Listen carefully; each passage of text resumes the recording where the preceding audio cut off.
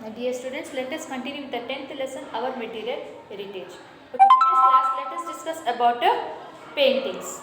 So in these paintings, as you all know that India has a rich heritage of paintings, and recent history has seen the development of many different styles in paintings. And some of these are, now let us discuss about it now. The first one is a miniature painting. The first one is what? Miniature painting. M-I-N-I-A-T-U-R-E. Miniature. Miniature painting. P-A-I-N-T-I-N-G. Painting.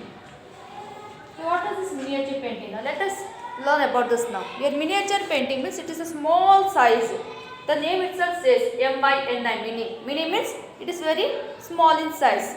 Small size or miniature paintings were made in India about 1,000 years ago on plant leaves.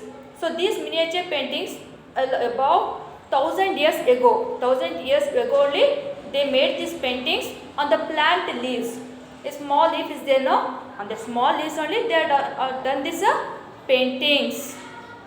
And colors for these paintings were extracted from minerals, precious stones, vegetables, etc. So from where do they color those paintings? Means after doing the painting, they colored it.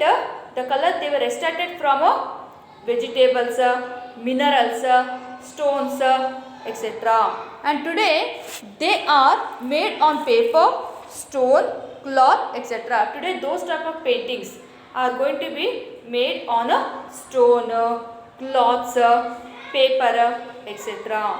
And they were very popular in the Mughal period and showed themes from the Mughal courts and battlefields. And these paintings were merely famous in the Mughal period. They are more popular in the Mughal period. At the time of Mughal period, these paintings were more popular. So those paintings they used to show about the Mughal courts. So what type of paintings they are doing? They are doing the paintings of Mughal courts and the battlefields where the fighting was doing there, where the soldiers used to fight with the other what you call it as enemies and all. So that all the paintings they were doing there. And often a large number of artists work together on a single painting. On a single painting, a large number of artists they work together. Oka single painting ki chana mandi artists work chesaranamata. Okay, next we will move to the another painting which we call it as a Madhubani painting. Madhu, M-A-D-H-U-B-A-N-I.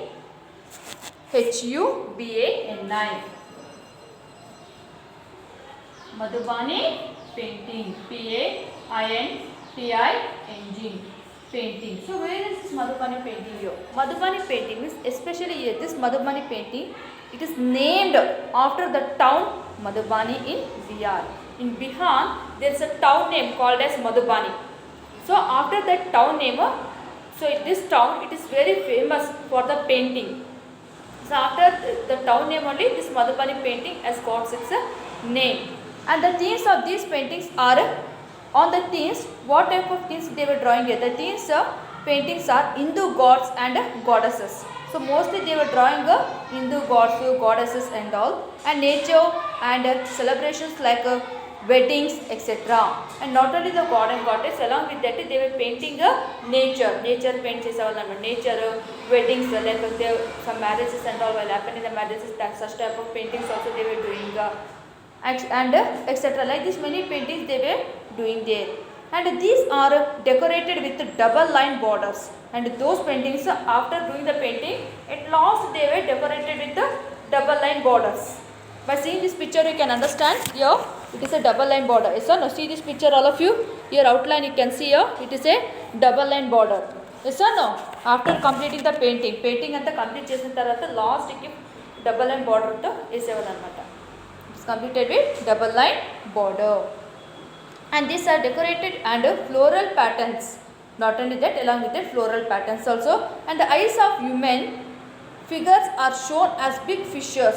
And the eyes of human are shown in the big fishes. Here you can see the painting of a peacock, but in this peacock only you can see many here. In this peacock only you can see some many here. Here you can see a small fish type, and the eyes of the peacock you can see like a human being. Yes or no? Like this, in this only you can see some of the fishes also here, drawing of fishes also in this peacock painting only.